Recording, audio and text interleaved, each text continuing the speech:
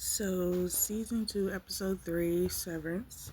The episode picks up with Miss Cobell in her car, parked on the side of the road, freezing cold, and she's startled out of her slumber by some truck passing by. And that's pretty much how the episode starts. Next, we end up with Mark sitting in the parking lot, counting numbers, and then heading into work, of course, late, and looking at the time on his watch and stopping it at that time and then scurrying into the elevator and counting for some reason. And that's how the beginning starts. He ends up in the office with everybody else, and then they're kind of all discussing like, hey, let's get this show on the road. He pulls out a flyer of a drawn out picture image of his wife, Miss Casey, Gemma. So they all kind of decide where they're going to head with the image, so they can start up with their plan to try to figure out where she is and help her. But Dylan finds a way to stay behind. He comes up with some excuse, basically, and Mark comes back with, well, Lumen says they're not listening to us. And then Helly, yeah, they're not listening to us. I know that's not her. That is Helena. I don't care what anybody says. She comforts Irving and was like, you got this, buddy, because he was a little bit nervous to go back to ODNR, and he hasn't been there since his little guy left or died, or however you want to put it, but he's no longer there. You feel me? So they all head out to do what they're gonna do, and they're walking and heading towards their path. And it was the cutest thing. It was such a cute little moment between Irvin and what was her name? The older black lady. I think it's Felicia. Well, anyway, Bert eventually ends up down there, and he's a little scared to walk in, a little nervous, and she's standing there doing her usual thing, and she looks up, and you can tell she's kind of sympathetic, and she misses Bert too, and they have an embrace, and it was kind of just like touching, and then they go on about their conversation and whatever else. So we'll get back to that. So Heliar and Mark, they proceed to go towards the hallways and try to, look for other people. They end up back in the baby, what is it, the baby llamas or whatever the hell they were. They end up where they are kept. They climb through this little pathway. Mush shit and stuff was So they end up in there, and they're looking around at first, and they see the little baby llamas, and they're like, okay, they don't see anybody at first, but we see somebody with like a costume over themselves, maybe an adult one.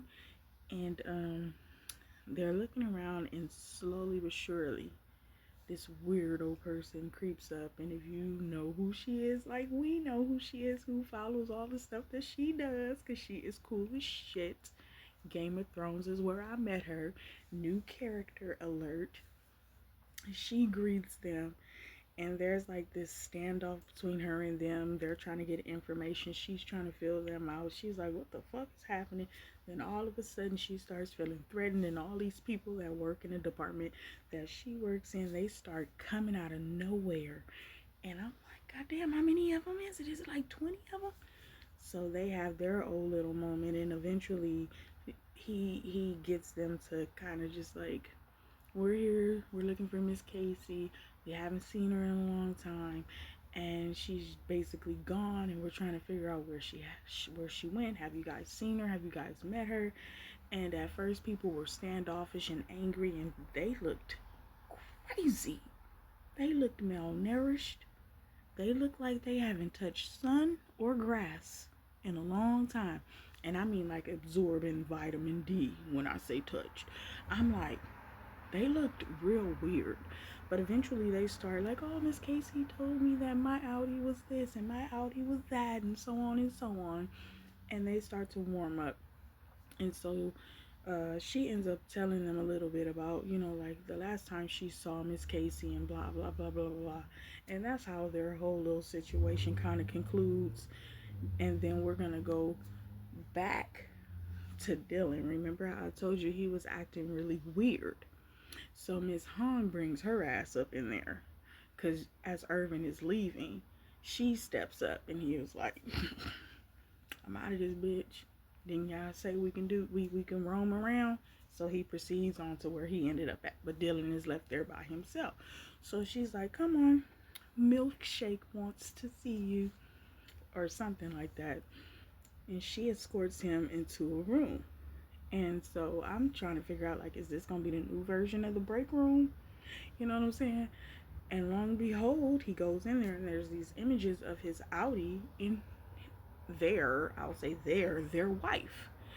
And which is a new character, and I think we're going to be seeing more of her. And some of you will recognize her from certain different things. I recognized her from The Walking Dead. Anyways, so they have their little, interaction. And I'm going to be honest, it was a little weird in the beginning for them and for me as a viewer, but at the same time, it was like, I have a feeling just based on like their little interaction, I think something is going to start to brew between the Innie and the Audi wife, because Dylan is not the same person he is at work, working for, Lumen, being severed, as he is in the real world. In the real world, he's not that guy. He doesn't have it figured out. He has his family, his wife, his kids, his 3 kids, we come to find out. But he's not really that guy. You know what I mean? Not really that leader. He's doing his best, but his best really isn't the best. And so, I saw some little sparks. They had their little interaction, and in the end, she was like, "Okay, bye, I love you," and basically was like, "I'm proud of everything you do," and this, that, and other. And I was just like, of course, Dylan didn't say anything back, but he did embrace and hug because he just met her.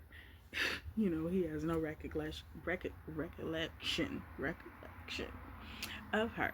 So, that ends, and then we see them out in the real world where she's dressed up in, I think, like maybe a security guard outfit or maybe a security guard outfit. I'm not really sure, but he's sitting on the couch. The kids are, watching TV. It's kind of dim where he's sitting, and he's just kind of looking like a little big slump. I'm gonna just be honest.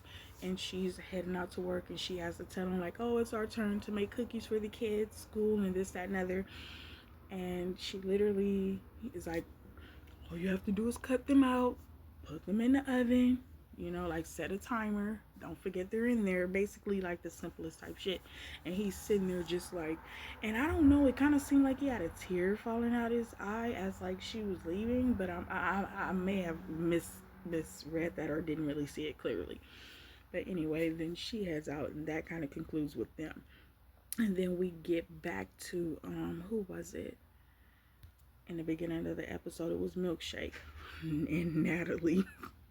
Natalie ass is weird. I don't know what the fuck is up with her, but she is very much giving those us vibes. Like something is going on in there. Like they got something going on. She may not be severed, but something is definitely up with bruh. Okay? So she gets in the office and she's like, Milkshake, I just want you to know that the board wants you to know that you are appreciated, and they gift him with images of Kier, but instead of the regular person, it's him in the images, and they're giving some bullshit talking about some, we want you to be able to see yourself in this company type shit.